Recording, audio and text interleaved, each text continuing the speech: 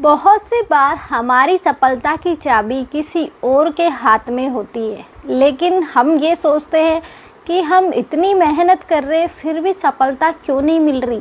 आप लोगों ने बहुत सी बार देखा तो होगा कि जैसे ही एक व्यक्ति की शादी होती है तो कुछ ना कुछ उसके अंदर चेंज होता है, या तो वो और कामयाब होता है या फिर डाउनफॉल आता है। तो ऐसे ही चलता है कि जब हमारे साथ कोई और जुड़ता है तो हमारी लाइफ में उसके भाग्य का भी जुड़ता है, क्योंकि जैसे ही आदमी की शादी होती है तो उसका भाग्य का भी वो आदमी कमाता है। ऐसे ही होता है कि बहुत सी बार हमारी कुंडली में ये लिखा होता है कि जब तक हमारी शादी नहीं होगी तब तक कामयाबी नहीं मिलेगी। बहुत से ज्योतिष ये भी बताते हैं आप शादी कर लो आपको कामयाबी मिल जाएगी, लेकिन फिर हम शादी के पीछे भागते हैं, शादी के लिए लड़की नहीं मिलती हमको। लेकिन जब होनी होती है तो खुद ब खुद हो जाती है, और नहीं होनी होती क्योंकि उसका भी एक टाइम होता है, वो उसी टाइम पे होगी। क्योंकि जब आपकी कुंडली में लिखा है कि आपको शादी के बाद ही सफलता मिलनी है, तो आपकी कुंडली में ये भी लिखा है कि कब मिलेगी, कब आपकी शादी होगी। इसलिए आप मतलब इतना टेंशन लेने की इसमें ज़रूरत नहीं है कि हम किसी ने हमसे बोल दिया कि शादी कर लो आपका भाग्य उदय हो जाएगा। लेकिन इतना आसान थोड़ी है, ये भी तो हमारी कुंडली में लिखा है ना, कब किसके साथ होगी ये भी लिखा है। क्योंकि ऐसे ही हम किसी के साथ नहीं कर सकते। बहुत सी बार देखते हैं कि हमें उम्मीद होती है कि हम नौकरी करेंगे, हमें मतलब आजकल सबको क्या चाहिए, सरकारी नौकरी, जो कि हमें सबको उम्मीद होती है हम सरकारी नौकरी करेंगे। इतनी मेहनत कर रहा ओ मेरा लड़का तो नौकरी के लग ही जाएगा, क्योंकि बहुत मेहनत कर रहा है, अच्छी खासी पढ़ाई करता है, पूरे पूरे दिन पढ़ता है। लेकिन क्या होता है, क्या सफलता मिल जाती है? इतनी आसान नहीं होती सफलता पाना। ऐसे ही एक व्यक्ति था, अच्छी खासी मतलब ये समझो कि दिन रात ओनली पढ़ाई पढ़ाई पढ़ाई और कुछ नहीं। लेकिन अब जैसे जैसे टाइम निकलता है तो घर वाले भी सोचने लग जाते हैं। घर वालों को पूरी उम्मीद थी कि हमारा लड़का नौकरी लगेगा, लेकिन शायद उसकी किस्मत में अभी वो जॉब नहीं थी। तो बहुत से उसके लिए रिश्ते भी आते रहते थे कि जैसे मतलब कभी आ गए, फिर लड़के ने मना कर दिया कि मुझे अभी शादी नहीं करनी, तो फिर उन्हें छोड़ना पड़ा। अब क्या करें, घर वाले तैयार होते थे, लेकिन घर वालों को ये उम्मीद थी कि हमारा लड़का जब नौकरी लग जाएगा तो हमें सामने वाले से पैसे भी मिलेंगे। क्योंकि अधिकतर लोगों की सोच यही होती है कि अगर हमारा लड़का सरकारी नौकरी है तो हमें सामने वाले से पैसे चाहिए। क्या तुमने ये सोच के पढ़ाया था कि हम जो पढ़ाई में खर्चा दे रहे हैं वो सामने वाले से निकालेंगे? नहीं ना, फिर क्यों मांग रहे हो?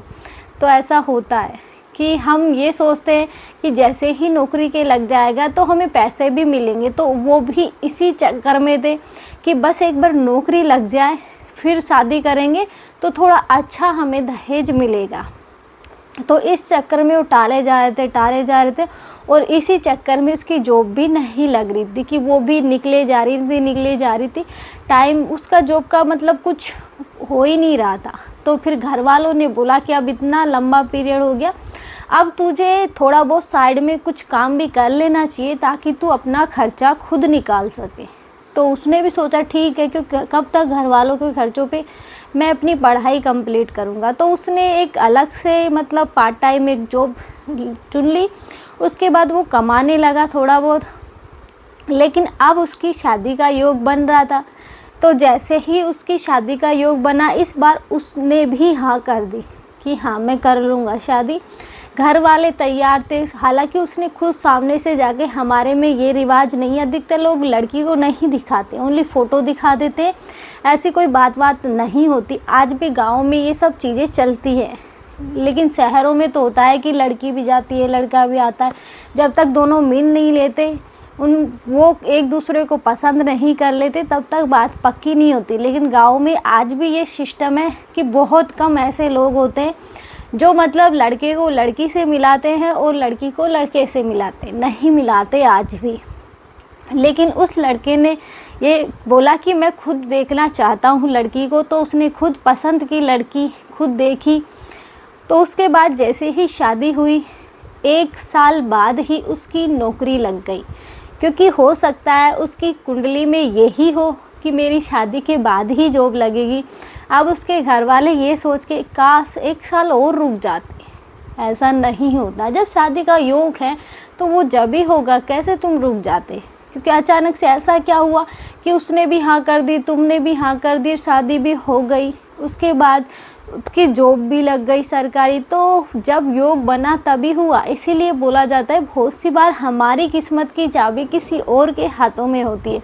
जब 2 लोगों की आपस में किस्मतें जुड़ती हैं तो शायद कुछ अच्छा हो। ये होता है कि हम ये सोच के वो नहीं करते कि अभी मैं खुद नहीं कमा रहा, उसको क्या खिलाऊंगा, अभी मेरे खुद के खर्चे नहीं दबा पा रहा, मैं उसके कैसे निकाल पाऊंगा। तो इस चक्कर में बहुत सी बार हम शादी नहीं करते। अगर हो रही है तो करके देख लो, हो सकता है आपकी उसके आने के बाद आपकी किस्मत बदल जाए। क्योंकि आपने वो वाली कहानी तो सुनी ही होगी कि एक बार नारद जी पृथ्वी लोक का भ्रमण कर रहे थे, तो उन्हें एक व्यक्ति मिला। वो व्यक्ति उनसे पूछता है कि प्रभु मेरी किस्मत में क्या है? तो नारद जी ने बोला कि तेरी किस्मत में जो तू अभी कमा रहा है ना, वो तेरी किस्मत में है कि तू 1 पैसा रोज़ का कमाएगा तो वो तुझे पर डे मिलेगा, ये तेरे भाग्य में लिखा है।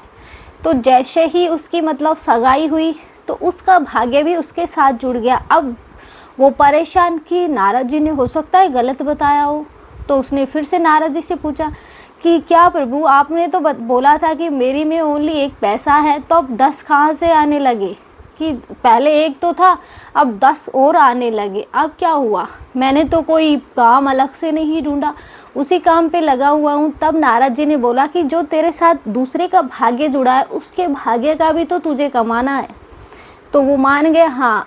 तो आगे जाके फिर जैसे ही उसकी वाइफ प्रेग्नेंट हुई तो उसके भाग्य का भी उसके वहाँ जुड़ गया। तो ऐसे सबके भाग्य का जैसे एक व्यक्ति कमाता है तो उसके साथ जुड़ता है। मान लो किसी एक के में नहीं हो तो थोड़ा हो सकता है कम मिले, लेकिन बाकियों के में है तो मिलेगा। इसलिए मतलब एक व्यक्ति के साथ पूरी फैमिली का भाग्य जुड़ा होता है। लेकिन हमेशा एक चीज़ याद रखना, हम ये सोचते हैं बहुत सी बार कि हम हमारे भाग्य का ही खाते हैं, हमारे भाग्य का ही पीते।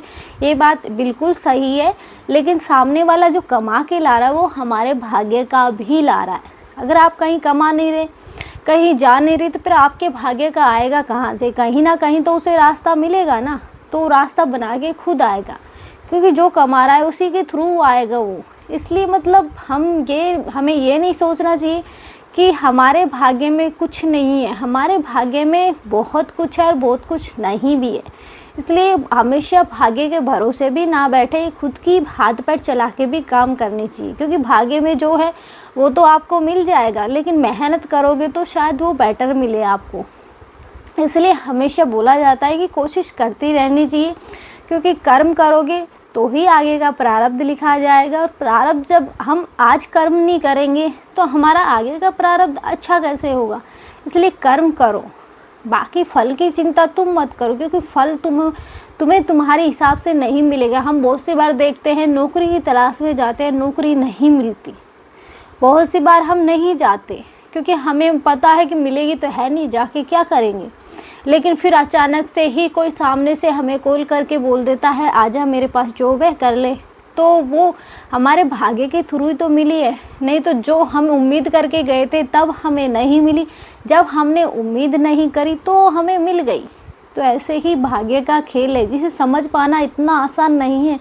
और आज तक कोई समझ भी नहीं पाया कि भाग्य से खेल होता क्या है, इसे कैसे समझे कैसे नहीं समझे। और देखा जाए तो सब कुछ प्रारब्ध नहीं होता है, सब कुछ प्रारब्ध होता है, क्योंकि सब कुछ हमारी कुंडली में लिखा है। लेकिन बहुत से जो हमारे सुख दुख के कर्म हैं वो हमारी कुंडली में मतलब वैसे नहीं लिखे। बस ये लिखे किस टाइम पे हमें दुख, किस टाइम कौन से कर्म से मिलेंगे, ये कुछ नहीं लिखा। बस बड़े बड़े जो हमारी लाइफ में होने हैं वो सब लिखे हैं, शादी बच्चे कितने होंगे ये सब लिखा है हमारी। अगर प्रारब्ध नहीं होता तो कुंडली में ये सब चीज़ें हमारे जन्म पर ही कैसे लिखी जाती? क्योंकि हम तो अभी पैदा ही हुए हैं, पैदा होते इतनी सब चीज़ें हमारी लाइफ में कैसे आ जाती कि आगे चल के ये हमारे साथ होना है।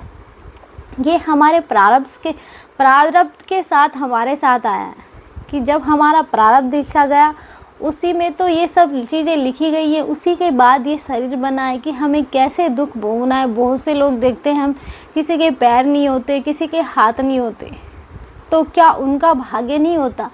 उनका भी होता है, क्योंकि बहुत सी बार हम देखते हैं कि हमारी हैंड राइटिंग इतनी अच्छी नहीं होती। जिनके हाथ पैर नहीं होते उनकी बहुत अच्छी होती है। मैंने खुद देखी है ये चीज़ कि एक व्यक्ति के मतलब दोनों हाथ नहीं थे, यहाँ तक के हाथ नहीं थे उसके, वो अच्छी खासी साइकिल चलाता था। यूँ कहें कि बाकी जो चलाते थे उनसे भी अच्छी साइकिल चलाता था वो। और जो लिखता था पैर से, वो सब क्लास में सबसे अच्छी हैंड राइटिंग उसकी थी। तो बहुत सी बार होता है कि जो हम सोचते हैं कि प्रभु ने हमारे भाग्य में कैसे दुख लिखे हैं, जो हमने किया है वो ही हमारे प्रारब्ध में लिखा गया है, वो ही आज हमें मिल रहा है। इसलिए बस सब्र करो और प्रभु का धन्यवाद करो कि जो होगा अच्छा होगा। आज के लिए इतना ही। जय श्री राम। मिलते हैं नेक्स्ट वीडियो में।